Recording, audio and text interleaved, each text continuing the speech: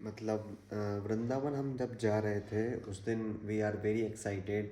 अनुज अपने घर से 2 सेव के पैकेट लेके आया, जिसमें एक मोटे सेव के पैकेट था और एक नमकीन का पैकेट था। चिराग भी ऑलरेडी रेडी हो चुका था। उसी दिन वो विदिशा से अपने मतलब बारबखड़ी आया था किसी प्रोग्राम में, है ना, किसी ने बोर करवाया था इस कारण। उसके बाद भाई साहब हमारा वैसे तो प्लान जाने का हो नहीं रहा था, मगर मैंने सोचा चलो चलते हैं। अंकित भाई तो मुझे बुला रहे थे। अंकित भाई ने मुझे ये बोला था कि आलोक भाई अगर कोई नहीं आए तो तुम अकेले आ जाना, तुम अकेले वहाँ से बैठना और हमारे रूम पर रह लेना, और अगर तुम्हारे दोस्त वगैरह आए तो मुझे पहले बता देना ताकि मैं रूम की व्यवस्था यहाँ पर कर लूँ। बिकॉज़ आप भी जानते हो होली का सीज़न है और होली के सीज़न पे रूम मिलना इज़ नेक्स्ट टू इम्पॉसिबल। तो हमारा ऐसे ही चल रहा था आने जाने का। जीवन में हम कहते हैं ना कि जैसी हम एक्सपेक्टेशन रखते हैं कि हाँ हम ऐसे जाएंगे और इतने लोग जाएंगे, उदय भाई भी जाएंगे, ये भी जाएंगे, वो भी जाएंगे, बट रियल लाइफ में ऐसा कुछ नहीं होता है। हमने सोचा था कि बॉलीवुड वाले भाई भी जाएंगे, बट उनका कैंसिल हो गया, और मेरा, जुगनू का, चिराग का, अनुज का, हम चारों लोगों का प्लान बन गया कि हम जाएंगे। अब मैं गया सबसे पहले इन लोगों को लेने के लिए बारबाखेड़ी, ठीक है ना। बारबाखेड़ी जाने के उनको लाने मतलब उनको लेकर आ रहा था, उसी बीच में मैंने फिर अपनी सेविंग वगैरह करवाई, सेट करवाई भैया दाढ़ी को। एंड उसके बाद मैं घर गया। घर जाने के बाद मैं नहाया। उसके बाद मैं निकल गया था खजूरी के किसी एक पर्टिकुलर व्यक्ति की शादी थी। ये चीज़ें कॉन्फिडेंशियल होती है तो मैं इन चीज़ों को मेंशन नहीं करूँगा किसकी शादी थी, मगर किसी की शादी थी। उस शादी को हमने गार्डन में अटेंड किया। उधर से आए हम 11 बजे। 11 बजे रात को मैंने अपनी खुद की पैकिंग करी। फिर हमने आनंद भैया को खूब मनाया, भाई तू भी चले यार, तू चलेगा तो और मज़ा आ जाएगा, क्योंकि मैं पहली बार ट्रिप लेकर जा रहा हूँ और इस ट्रिप में सबसे बड़ा मैं। तो मुझे काफ़ी डर सा लग रहा था कि कैसे क्या होगा। और एक तो क्या है कि हमको रिजर्वेशन के टिकट नहीं मिले, तो जनरल में इनको ले जाना सेफ़ होगा। चलो ठीक है, मैं तो अपनी सीट बना लूँगा, मगर अनुज और चिराग, इन दोनों की सीट को कैसे मैनेज करूँगा, क्योंकि इनके पापा ने मुझसे बोला था कि आलोक हम तेरी रिस्पॉन्सिबिलिटी पर भेज रहे हैं, it is totally depend on your responsibility कि तू इनको कैसे हैंडल करे। अब मुझे काफ़ी एकदम नर्वस फील हो रहा था कि कैसे क्या होगा। फिर भी ठीक है, 1 बजे तक हमने मनाया और फिर मैं सो गया 1 बजे। 1 बजे सोया, 5 बजे ऑटोमेटिकली नींद खुल गई। मतलब जुगनू भाई ने मुझे कॉल करके जगाया भी नहीं, उससे पहले ही मेरी नींद खुल गई थी, पता नहीं क्यों। जब भी हम किसी अच्छी जगह जाते हैं और जिसको जाने में मुझे एक्साइटमेंट फ़ील होता है, ऑटोमेटिकली उस दिन मेरी नींद खुल जाती है। एक बार ज्योति दीदी का पक्ष था, उससे पहले भी मेरी नींद खुल गई थी ऑटोमेटिकली, मतलब किसी ने नहीं उठाया मुझे। और ऐसे ही हमारे वृंदावन का फिर मैं उठा। उठने के बाद मैंने चाय बनाई, फिर बड़े पापा उठ गए थे, फिर मम्मी उठ गई थी। फिर अब चल रहा था प्लान मम्मी लोगों का। पूड़ी तो रात में ही बन गई थी, तो पूड़ी तो पैक कर दी थी, पैकिंग भी पूरी हो गई थी। और फिर मैंने अमन भाई को कॉल किया, आनंद भाई को उठाया कि दोनों छोड़ दो। अमन भाई भी आ गए, आनंद भाई भी आ गए, इतने में भाई साहब बलूड वाले आ गए। बलूड वाले भाई साहब आ गए।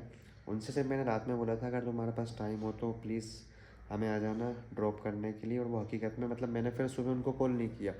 सुबह उनको कॉल नहीं किया और ऑटोमेटिकली वो मेरे घर के सामने, और भाई जुगनू की पूरी फैमिली आई थी उसे ड्रॉप करने के लिए मेरे घर तक। उसकी मम्मी ने मेरे हाथ पर भी सिर पर हाथ फेरा और बोला कि अब जुगनू का और तेरा खुद का, तुम दोनों का ध्यान रखना, ठीक है। जुगनू की मम्मी ने भी उसको मेरी रिस्पॉन्सिबिलिटी पे भेजा। अब हम 4 लोग पहुंच गए भाई साहब स्टेशन। स्टेशन पहुँचे, 5-10 मिनट रुके, जाती हमने पानी की बोतल ली। ओ भाई, जब ट्रेन आई तो काफ़ी भीड़। एक तो बहुत बड़ा बैग, अनुज और मेरा, अनुज ने अपना सेपरेट बैग नहीं रखा, बोला आलोक भैया ज़्यादा बैग रखेंगे तो ट्रेन में घूम जाएगा। इस चक्कर में हमने एक बैग में ही कर लिए। अब ट्रेन में भाई साहब काफ़ी भीड़, इतनी भीड़ कि मैं आपको क्या ही बताऊँ। ट्रेन में चढ़ गए, जैसे तैसे हम चढ़ गए ट्रेन में। फिर नितिन मौसा जी का भी फ़ोन आया उधर से कि बेटा ट्रेन तो निकल गई, सीट मिली क्या तुमको। इधर खारखेड़ी वाली चाची भी फ़ोन लगा रही हैं कि सीट मिली क्या। अब सब मेरे पास लगा रहे हैं, भैया यहाँ बैग पकड़ूँ, अपना मोबाइल पकड़ूँ, या इन लोगों का ध्यान रखूँ। बड़ी मुश्किल से विदिशा तक तो हमारी बातचीत हुई। विदिशा के बाद मौसा जी ने मेरे को फ़ोन लगाया। मुझे आज भी एग्जैक्ट याद है, उन्होंने बोला था कि अगर आलोक ऐसा हो तो तुम या तो विदिशा उतर जाना, या फिर महिला डिब्बे में चले जाना पीछे, या फिर स्लीपर में चल जाना। अगर टीटी आ तो हमारी बात करवा देना, ठीक है। ऐसा हुआ। फिर मैंने कहा ठीक है मौसा जी, कोई दिक्कत नहीं। फिर विदिशा से उन्होंने हमें 8 समोसे, 2 भाजी बड़े वगैरह दिए, भैया रख लिए।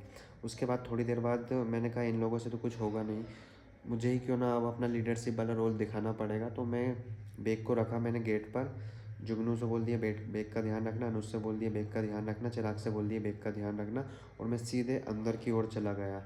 अंदर की ओर चला गया भाई, थोड़ी देर आधी एक घंटा मैं खड़ा रहा। मैंने पोजीशन देखी, लोगों से बातचीत की, उनसे पूछा भाई साहब आप कहाँ पर उतरोगे, तो उन्होंने मुझे बताया कि हम आगे वाले स्टेशन पे, कोई बीणा उतरा, कोई इधर, मतलब एग्जैक्ट मुझे याद नहीं कौन कौन से स्टेशन पे उतरा। पर जैसे ही मैं अंदर गया ना, तो आधी घंटे के बाद मुझे तो सीट मिल गई। तो सबसे पहले मैंने चिराग को बिठाया, उसके बाद फिर अनुज को, फिर जुगनू को, और धीरे धीरे धीरे करके शायद 12 बजे के समथिंग, 9 बजे हम बैठे थे, 12 बजे हमको मिल गई भैया सीट। सीट मिलने के बाद अब नेक्स्ट आता है भाई, मम्मी ने रखी थी पूड़ी। तो पूड़ी खाना is not, I feel do not, मतलब मैं, मुझे अच्छा नहीं लगा। मैंने कहा क्या खाएंगे यार अभी गर्मी का टाइम। पर चिराग के यहाँ से मैंने बताया था आपको, विदिशा से उन लोगों ने रखे थे भाजी बड़े, दो दो पोहे और 8 समोसे, हमने मिल बांट के खा लिए भैया। सीयूटी का पैकेट हम रख के ही ले गए थे, पूरी सीयूटी इन लोगों ने ख़त्म कर दी। अब बहुत से नए नए लोग मिले, ग्वालियर के लोग भी आए थे जो कि काफ़ी डिफेंडर इन लोगों की बात कर रहे थे, और भी अच्छे अच्छे लोग मिले हैं हमारे कोच में, तो अच्छे अच्छे लोग आए थे। अब उसके बाद क्या होता है कि 8 बजे हम पहुंच जाते हैं मथुरा। अब भैया पिछली बार भी गए थे, तो पिछली बार तो अंकित हम थे, तो शायद अंकित पहले भी चला गया था, तो उसने तो हमको स्टेशन से बाहर निकाल दिया। इस बार भी मुझे समझ में नहीं आया, फिर हम धीरे धीरे पूछते पूछते स्टेशन के बाहर निकले। अब स्टेशन के बाहर जैसे ही निकले, तो भैया अब आप भी जानते हो, किसी भी बाहर की स्टेट में जाओगे, आप इतने सारे बैग लेकर जाओगे, तो ऑटोमेटिकली जो ड्राइवर लोग होते हैं ना, ऑटो ड्राइवर, वो लोग समझ जाते हैं कि ये बाहर की सवारी है, लोकल की सवारी नहीं है, और यही राइट टाइम है पैसे कमाने का और इनको लूटने का। भाई सब हमारी तरफ आ गए, पूछते हैं कहाँ जाओगे कहाँ जाओगे। एक तो उनकी खड़ी भाषा, एमपी की भाषा अलग है, मतलब प्यारी सी भाषा है। हम बोलते हैं तो लोगों को, हम गुस्से में बोलेंगे तब भी लोगों को लगता है क्या अच्छे से बोल रहे हैं, लेकिन अगर वो प्यार से भी बोलेंगे तब भी हमको लगेगा कि वो गुस्से में बोल रहे हैं। भाई मुझे आज भी याद है, 2-3 लोगों ने तो मेरी बेइज्जती कर दी। पूछना तुम जुगनू अनुज इनसे, मतलब लड़ाई हो गई मेरी। एक वो बोलता है मैं तिलक तो लगा के गया था, पेन रखा था, कि अपने आप को तिलक लगा कर और पेन रख कर अपने आप को कहीं अधिकारी समझता है तू। इस तरीके से मेरी खूब इंसल्ट कर दी उनने। मेरे को भी गुस्सा आ गया एकदम, मैं भी आग बबूला हो गया। मैं मारने ही वाला था, मैं भूल गया कि यार अगर मैं इसको यहाँ मारूंगा, मैं एक मार पाऊंगा, और हम में कितने पड़ेंगे, क्योंकि उसकी तो पूरी यूनियन है। तुमने एक मारा, वो इस्तेस कर देंगे हम चारों को मार मार के। तो मैं मारने वाला था, इतने मुझे जुगनू ने समझा लिया कि नहीं नहीं आलोक यहाँ नहीं। फिर हम बाहर गए। फिर मैंने पूछा भैया तुम एक बताओ, एक बात तो बताओ, तुम हमें लेकर तो जा रहे हो, पर लेकर जा रहे हो तो ये तो बता दो तुम हमें छोड़ोगे क्या, तुम्हें पता है ठिकाना। तो वो बोलता है कि हम तो तुम्हें अटल चुंगी छोड़ देंगे भैया। मैंने कहा कैसे छोड़ दोगे अटल चुंगी, ये लो मेरे भाई से बात करो। तो वो मुझ पर ही चढ़ गया, भाई तू कैसा इंसान है, तू कितनी तेज़ चल रहा है, जब से देख रहा हूँ बोला ही बोला ही बोला, इस तरीके से 3-4 बार और बात सुना दी। और फिर जो अधिकारी वाली बात थी ना, वो इसने यहाँ बोली। मैंने कहा उठा रहे बैग, अब बैठना ही नहीं है यहाँ पर। हमने बैग उठाया तो वो पकड़ने लगा, नहीं नहीं चलो बताओ। वो चिराग अलग नहीं माने, 140-50 में हमारी बात हुई, वो भैया बात करने लग गया। एक टेम्पो वाले से कहता है कि आपको एक ठर्रा दे देंगे, हमें छोड़ दो। और एक से 180 की बात कर ली। अभी वो सुन रहा होगा तो वो रिलेट करेगा, हाँ लोग भैया तुम बोल रहे हो, सही बोल रहा हो। मैंने कहा ठीक है भाई साहब। फिर उससे लड़ाई हुई, दूसरे ऑटो से वाले से बात करवाई अंकित की। तो अंकित बोलता है 140 दे देना, 40 से 50 रुपये का, पता नहीं एग्जैक्ट कैलकुलेशन नहीं, 40 रुपये के हिसाब से 40, 80, 120, 160 रुपये दे देना और तुम छोड़ दोगे। तो अंकित कहता है 150 देंगे। 10 रुपये के चक्कर में फिर वो लड़ने लग गया। मैंने कि ठीक है यार उसको मत बताते, उसको हम बोलेंगे 150 रुपये, बट हम देंगे टेम्पो वालों को 160 रुपये। और मैंने इन तीनों को बोल दिया कि तुम अंकित से बोलना 150 रुपये दिए, लेकिन भैया को देना अपन 160, क्योंकि अब चलो अब माइंड पूरा हुआ है ख़राब। ठीक है भाई। उसके बाद हम लोग निकल गए टेम्पू। फिर कृष्णा भाई और अंकित काफ़ी देर से हमारा इंतज़ार कर रहे थे। अंकित ने मुझसे फ़ोन लगा के पूछा आलोक भाई खाने की व्यवस्था है। मैंने कहा हाँ हाँ व्यवस्था तो है, पर मैं तो भूल गया कि मम्मी ने सब्जी तो रखी नहीं थी। 2 सेव के पैकेट थे और पुड़ी पुड़ी थी, जुगनू घर से भी पुड़ी वगैरह आई। अब जब रूम पे पहुँचे तो मैंने कहा अंकित भाई एक काम करो, सब्जी बना लाओ। अब वहाँ की जगह अंकित के पास तो ना साइकिल है ना गाड़ी है भाई साहब। अब ना साइकिल है ना गाड़ी है, तो अब रूम पर कैसे जाए सामने वाला। रूम पर अगर जाए तो उसे टाइम लग जाए, और उसकी भाभी ऐसी हैं, रूम वाली भाभी ऐसी हैं कि वो 10 बजे के बाद गेट लगा देती हैं। 10 बजे के बाद एंट्री अलाउ नहीं है, ये बड़ी सबसे बड़ी समस्या भाई साहब। अब सब्जी लाए तो लाए कहाँ से, आसपास सब बंद हो गया। और रामलला वाले जो गुरुजी थे उन्होंने बंद कर दी। अभी अप्रैल में कथा है, अगर आप में से कोई चलना चाहे तो मुझे कमेंट में बताना, चलेंगे अपन और रामलला आश्रम पर ही रुकेंगे, ठीक है। अब उसके बाद क्या हुआ भाई, हम सब ने फिर रात को थक तो गए थे, 10 साढ़े 10 बज चुकी। हमने भैया सेव से और अपने जो मिक्सचर था उससे पूड़ी खाई। और भैया घर पर सबने बात करी, सब लोगों ने, सबने बोल दिया पहुँच गए। मम्मी ने पूछा क्या खाया, हमने कहा अच्छी टमाटर सेव टमाटर की सब्ज़ी ले आया था अंकित बनाकर, और उससे हमने रोटी खा ली। क्या झूठ बोलना पड़ता मम्मी लोगों को, नहीं तो आप भी जानते हो कि अगर नहीं बोलोगे तो वो जान खा जाती हैं फिर। ठीक है, प्यार है माँ माँ लोगों का भी। झूठ मूठ बोल के हमने बोला ठीक है। उसके बाद भाई साहब जो सोए ना, 10-11 बजे सोए रात, मतलब 11-12 बजे उठे। उसके बाद अगले दिन थी 25 तारीख, बरसाने की होली। बरसाने की होली के लिए हम लोग रेडी हो गए। अब हमारे साथ 3 ढीले ऐसे गए थे भाई साहब, पूछो मत तुम।